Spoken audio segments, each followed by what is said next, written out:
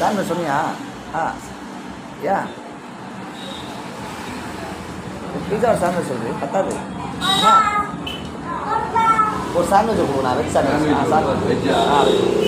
Sandwich ஒன்று போடுறேன். Veg sandwich. உனக்கு என்னப்பா? உனக்கு பீஸா, அம்மாவுக்கு சாண்ட்விட்சு. ஓகேவா? எனக்கு வேணாம், நீங்கள் ரெண்டு சாப்பிடுங்க. சரி சரி சரி.